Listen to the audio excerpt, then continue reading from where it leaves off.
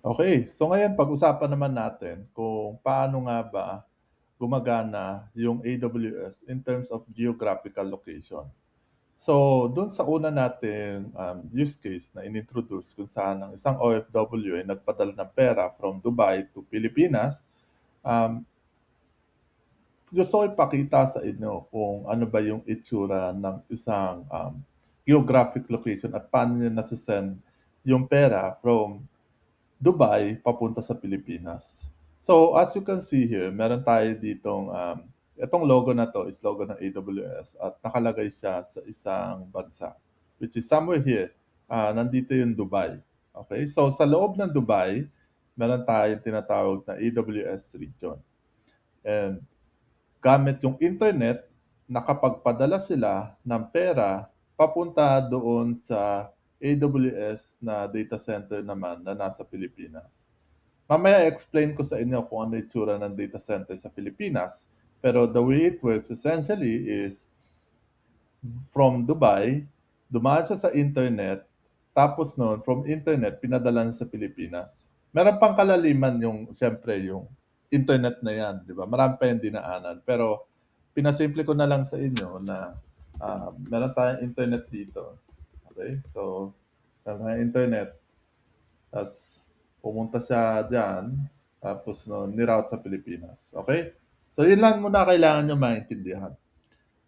Ngayon, pagdating naman dun sa kung ano-ano nga ba yung mga lugar na merong presensya sa AWS, andito tayo ngayon mismo sa website ng AWS kung saan nakalista dito lahat ng mga, um, bansa na merong presensya ni AWS.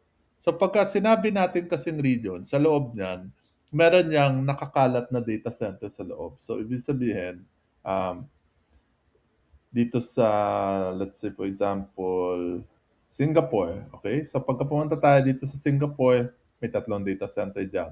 'Pag pumunta tayo sa Malaysia, may tatlong data center diyan, and so on so forth. 'Pag pumunta tayo dito sa Taipei, may tatlong data center diyan. So, paano ba natin malalaman kung ilan yung data center sa loob ng isang region? 'Pag sinabi natin kasing region sa loob ng, konteksto ng AWS, ibig sabihin bansa yun. Okey. At saka kung mapapansin niyo bakit walang data center walang region sa Pilipinas. Mamaya explain ko sa inyo kung bakit at paano siya nagko-connect. Pero sa ngayon, ang gusto ko munang matutunan niyo is sa loob ng isang region meron tayong tinatawag na availability zone.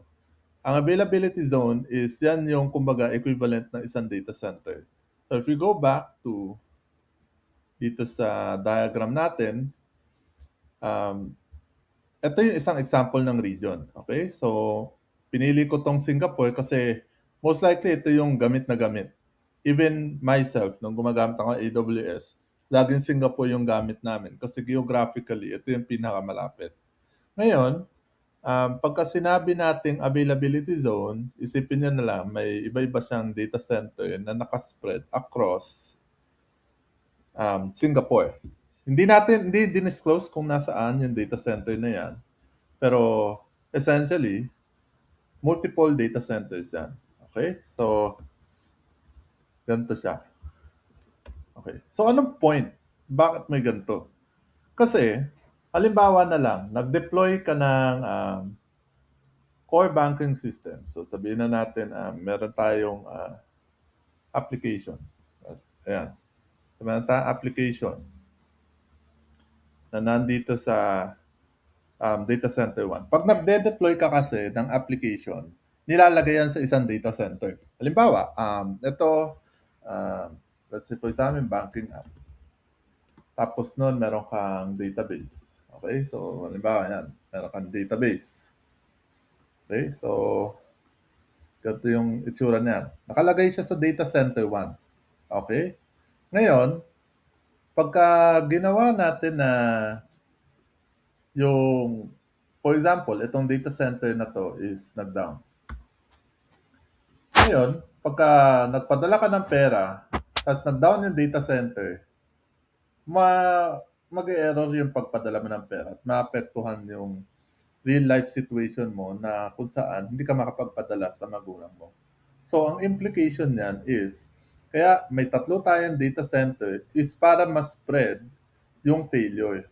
So, ibig sabihin, pag nag-deploy ka ng banking application, typically, ang best practice ng AWS is ini-spread mo siya across multiple data centers.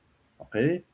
So, pagka nag-deploy ka ng application, typically, nakaspread yan across data center. Para pag halimbawa, nag-down tong data center 1, may magte-take over pa din.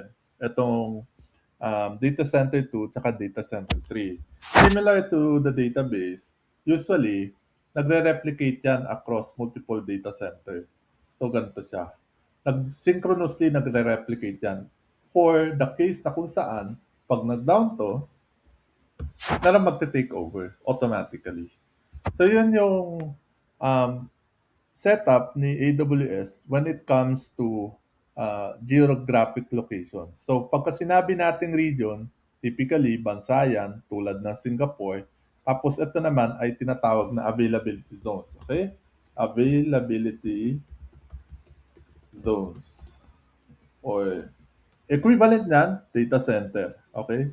So, sa loob ng availability zone, doon natin nilalagay yung mga resources natin. And then, ngayon, going back to the question, so saan naman ngayon nagre-relate yung Pilipinas? Paano tayo nagkakaroon ng workloads na naka-deploy sa Pilipinas? At nagmamatter yan, for example, pagka-government. Kailangan i-deploy mo yung workloads mo, applications mo within the country. Pagka ganun, meron tayong tinatawag na konsepto na local zone. Okay? So ano nga ba itong local zone? Ang local zone is an extension of a region. So pagka sinabi natin extension of a region, ibig sabihin nakakabit pa din siya doon sa isang main region na nakikita natin dito. Pero, di ba dito tatlo yung availability zone.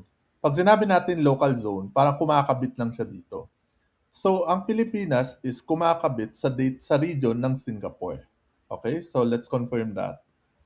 Okay. Pagka nakikita mo dito yung local zone locations, makikita mo dito, may dot yung Pilipinas, tapos nun generally available na siya. Ibig sabihin, ginagamit na siya.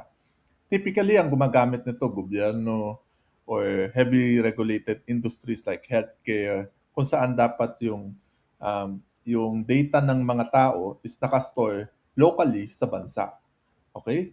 So, ngayon, tignan natin kung saan dito yung Pilipinas. Okay. Manila. Ayaw mag-load. Wait lang. Ayan. So, Manila, Philippines. Kung makikita nyo, dito. Oh, okay. Sorry. Pero essentially, yung Manila is nakakabit siya dito sa Singapore. Okay? So, extension ng Singapore region, yung data center, yung Manila, Philippines. Okay? So, pagka sinabi natin ganun, teka lang. Balik tayo sa example natin dito. So, maglalagay ako ng mapa ng Pilipinas dito. Teka. So, meron tayong Philippines dyan. Okay. Ganito siya. Yan. So, dito sa Pilipinas, magkakaroon ka ng isa pang data center. Ang tawag dyan, local zone.